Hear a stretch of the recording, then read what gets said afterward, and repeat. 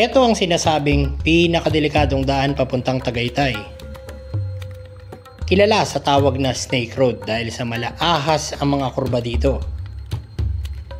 Pagkalipas na mahigit isang taon ay babalik ako dito para muling masubukan at masilip ang napakagandang tanawin na makikita mula sa daan na to.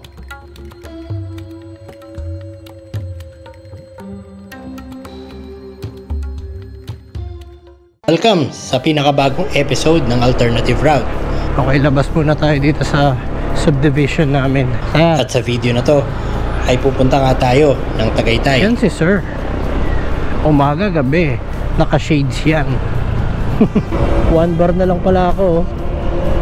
Pagasolina muna tayo dito. Sakto may Shell.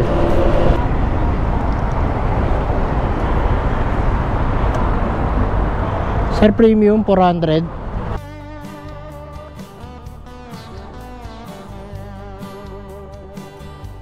Okay, dito tayo kakaliwa sa Conchu. Ito yung madalas kong dinadaanan papuntang Tagaytay. Medyo madami lang ang sasakyan dito. So dire-diretso na to, Conchu Road na to hanggang makarating tayo sa Amadeo, tapos Tagaytay. Eksaktong oras natin ngayon ay alas 11 ng umaga. Ako magtatanghalian na. Dapat kasi talaga maaga yung alis ko, kaso talagang ang sarap matulog eh, ang lamig eh. Kaya ayun, yung alarm ko, na in-alarm ko ng alas 3:30, ayun, nagising ako alas 8. Wasak, sarap matulog eh.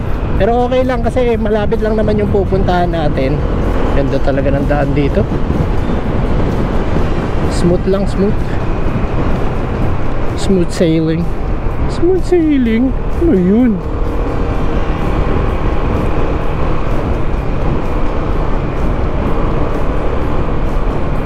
Dito talaga makakahinga-hinga ka ng maluwag kasi kita nyo naman, magkabilaan, puro puno, puro halaman. Talaga nakaka-relax dumaan dito. Sabi ko sa inyo, paka-solid dito sa Conchu na to. Kaya ito yung paborito kong daanan pag pupunta ako ng Tagaytay. Na-try ko na yung iba't ibang daan papuntang Tagaytay. Meron dati, yung dinadaanan ko okay din doon, parang ganito lang nakali eh. Marami rin puno, marami ding halaman, presko rin, kaso nga lang lubak-lubak doon sa may paliparan. Siyempre, yung main road, Aguinaldo, napakaraming sasakyan naman dyan.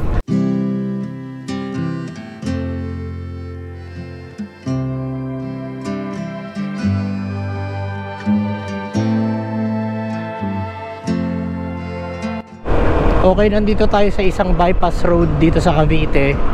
Bali, etong bypass road na to, parang napapagitnaan siya ng Amadeo at Silang. So, since galing tayo sa Amadeo, pag dinire-diretso natin to ay babagsak tayo dun sa Silang, Cavite. Dun medyo malapit sa Hacienda. Etong kanto na to, isa rin to sa mga dinadaanan natin, no? Pauwi, galing Tagaytay. Bali, ang tumbok niyan is yung sa SMDC. Pero tayo, didiretso tayo dito. Ang pinaka kanto naman ito is Aguinaldo Highway. Silang na. So doon na lang tayo dadaan sa Aguinaldo Highway para diretso na agad sa Tagaytay Rotonda. Diyan naman sa part ng Aguinaldo Highway na yan, hindi na ganun kabigat yung traffic. Unlike doon sa bandang Imus, Dasma, yan, medyo masikip pa dyan. Ang daming sasakyan dyan. Pero dito medyo okay na. Okay, Aguinaldo Highway na. Kanan tayo dito. Tapos dire-diretso na yan.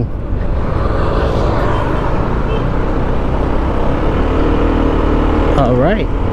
Sana hanggang mamaya ganito lang yung panahon. Pag umulan, tapos ang vlog. ay. Paakyat tayo ng paakyat, palamig ng palamig. Mas okay sana kung nagising talaga ako ng maaga para madaling araw pa lang biyahe na. Sarap kasi ng fog. Sarap ng fog. Oo nga pala, araw ng Lunes ngayon. Ang ine-expect ko yung mga pasyalan is medyo, alam nyo na, konti lang tao. Di ba pag weekend sobrang dami, especially dito sa Tagaytay, napaka-traffic dyan dahil maraming ang pumupunta. Kaya mas pinili ko na mag-ride ng Lunes para tuloy-tuloy lang yung biyahe natin. Hindi naman tayo pupunta talaga doon sa mga pinupuntahan ng tao, yung mga People's Park or yung Picnic Grove. Diyan madalas maraming pumupunta na tao eh. Pero yun nga, today babalikan lang natin yung Tagaytay Calamba Road. Yun yung sinasabi nilang delikadong daan papuntang Tagaytay, which is napuntahan naman natin last year or mahigit isang taon na nung pumunta tayo doon. Tignan lang natin kung same pa rin ba o may pinagbago yung lugar. Medyo bumagal tayo ng konti dahil merong banggaan doon sa dinaanan ko. Hindi ko na video, ayokong nagbe-video ng mga ganong bagay eh. Anyway, malapit-lapit na tayo sa Tagaytay Rotonda at napakalamig, napakasarap magkape at syempre, yan ang gagawin natin, magkakape tayo sa Tagaytay. Grabe naman yung usok nun. Nakamamatay. Okay, yan na yung Tagaytay Rotonda oh. Napakabilis lang, di ba? Pero sa totoo lang, napakalamig talaga.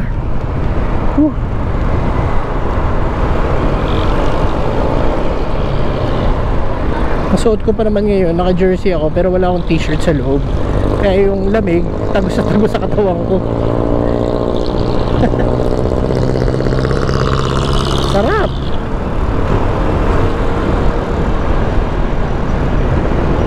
Wakali tayo dito, Wakali. Okay, dito na tayo.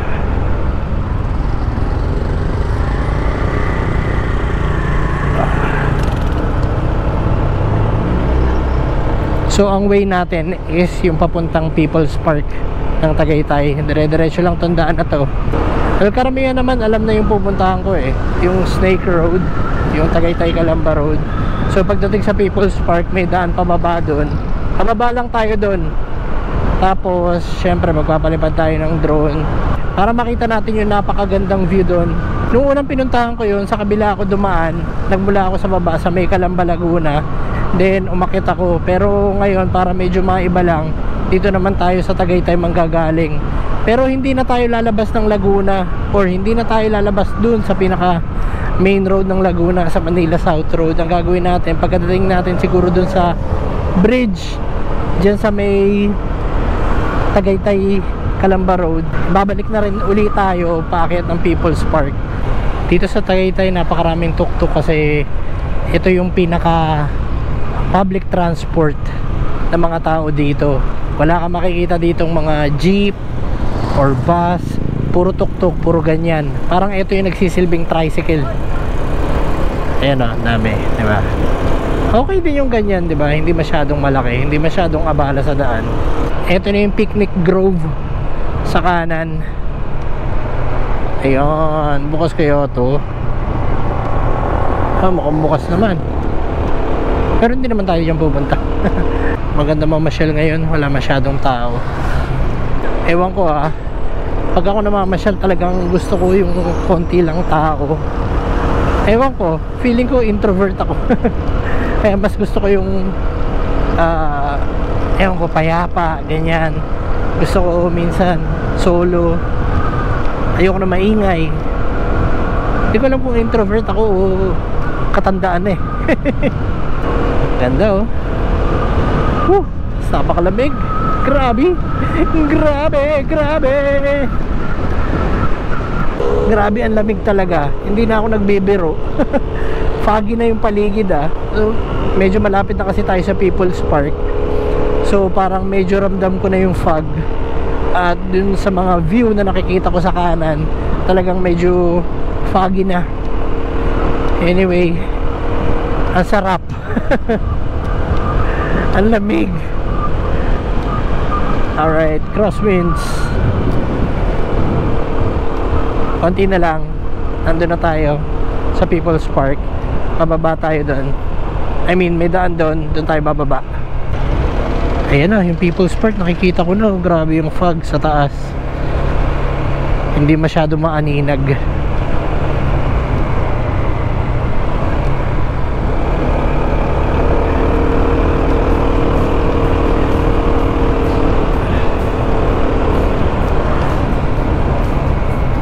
pag umakyat ka nga lang dito, medyo may mga twisties. Ayan, katulad yan, pero okay lang yan. Ito pababa, Tagaytay Highlands. Dito People's Park na. Okay, maraming yan tao.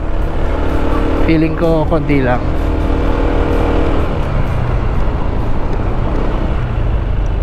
May bumagsak.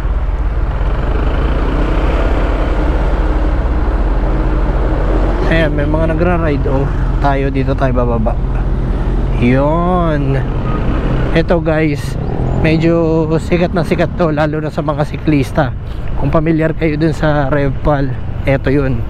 Ito yung daan na yun. Ito yung inaakit ng mga siklista. Actually, ako na experience ko na rin umakyat dito gamit yung bisikleta ko dati, nung kalakasan pa magbike. At yung madalas na tinatambayan nila dito is yung All Is Well na kainan.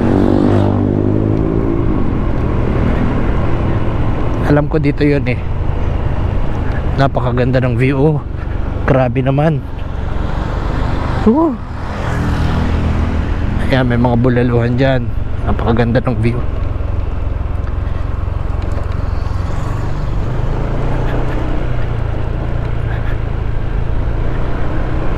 Ito nga rin pala yung daan papunta dun sa Marcos Mansion dyan sa Calamba, Laguna. Tama, Calamba, Laguna yung sakop nun. Pero ang daan mo nun, pag galing ka sa baba, sa may Santa Rosa, Laguna. May bago na pala dito. Anong pangalan nito? MX359 Drink Coffee, Grill, Dine. Ayos Ayan may mga siklista umaakyat. Etong Revpal na to, etong daan na to, isa sa mga challenging na ruta papuntang Tagaytay pagdating sa larangan ng pagbibisikleta. Dahil ewan ko, hindi ko na maalala kung ilang gradient naglalaro tong daan na to. Siguro mga nasa around 16 or 17. Correct me if I'm wrong Hindi ko na kasi maalala sa totoo lang.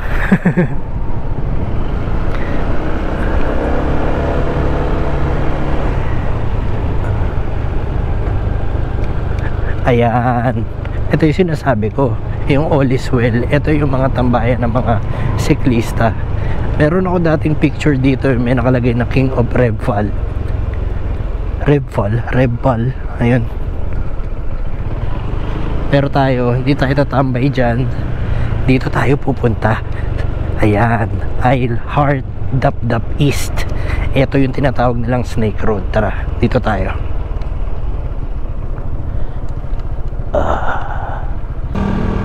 Pababa na tayo.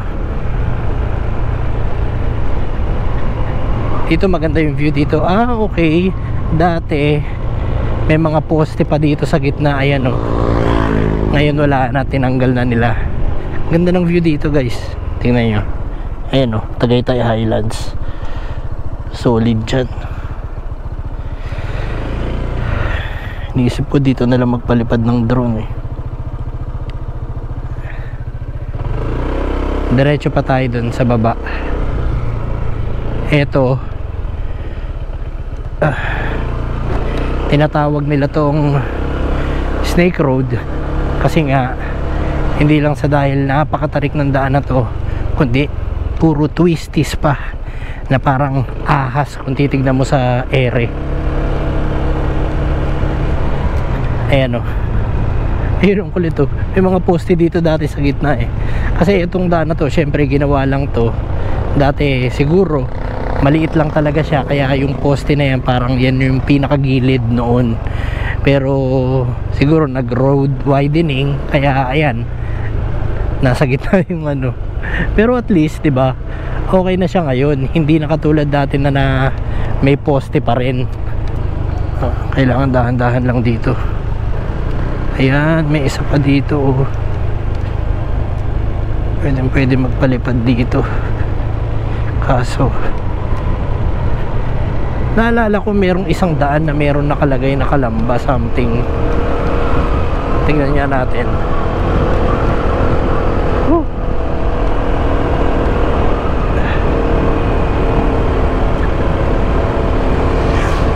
o baka tinanggal na, hindi ko lang alam. Pag dito naman parang okay naman dito magpalipad ng drone. Ito yata parang napakaganda ng view dito eh.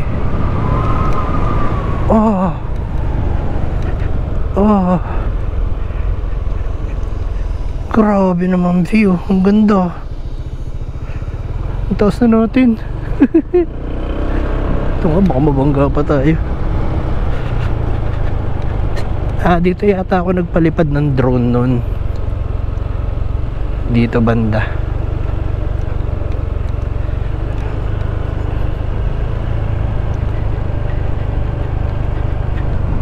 May akyatan. Ano kaya to? Ano to? El Shaddai Faith Mountain. Okay.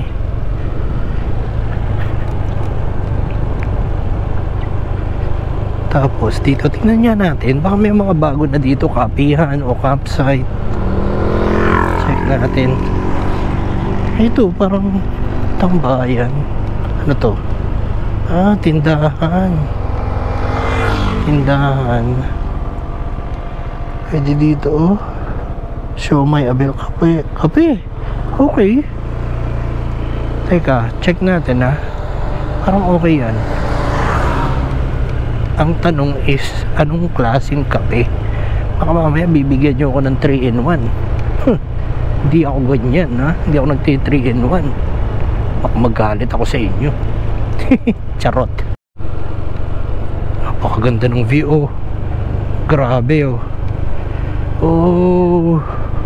Holy balls. Ang ganda pala pagpababa.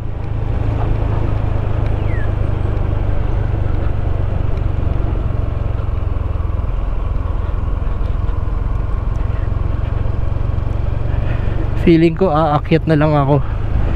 Siguro pupuntahan ko na lang yung kapihan. Doon na lang ako magkakape. Mukhang mura lang kape.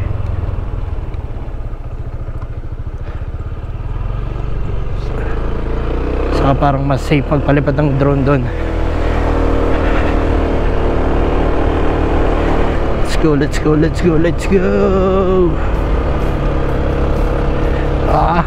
Ang tarik.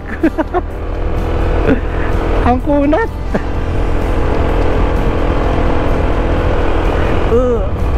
Ramdam ko na kaya mo yan, PCX. Isa nakita kong parang maliit na tindahan, may para silang tambayan may kape. Ayan, mukhang safe din magpalipad ng drone dyan, kaya dyan tayo.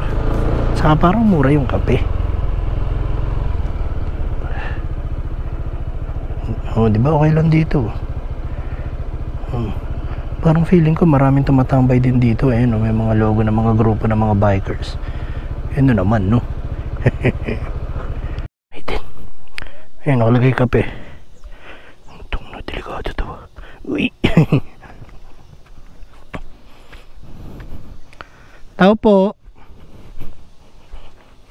So ito yung sa may tindahan. Grabe, ang ganda ng view dito. Ang lamig. Tapos ito yung kape. Yan. Kuha lang tayo ng kape dito. 25 pesos daw. May kapeng barako ka na. Diba?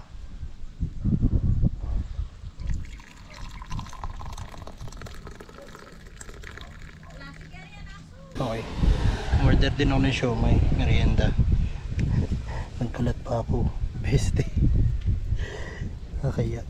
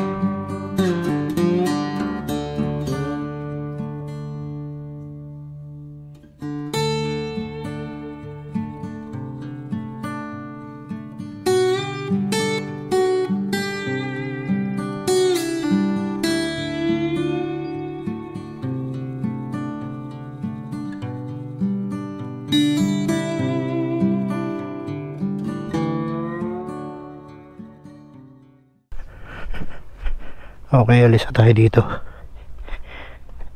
Yari. Nasita ako. Merong lumapit kanina na parang security, pumunta dito sa harap. Tapos ayun, sabi, tinanong kung ako daw yung napapalipad ng drone. Sabi ko, oo. Lagi naman magsinungaling ako. Hindi ko alam kung bawal. Tapos yun, sabi ko, sorry sir. Tapos maya ayun, may tumawag na kay ate, yung may-ari ng tindahan. Tapos yun, kinu-question ulit bakit ako nagpapalipad ng drone. Tapos sabi naman ni ate, hindi naman daw bawal, pero yun, tinatanong lang daw kung bakit. Ewan ko kung bakit tinatanong, pero okay, tapasan na naman ako magpalipad ng drone and wala naman tayo masamang intention. So ayun, basi na tayo, uwi na at tayo may pasok pa mamaya.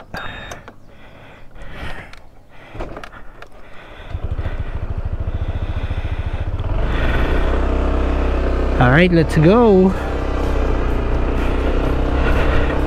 Medyo bumubulong lang ako kanina dun kasi marinig yung sinasabi ko ni ate.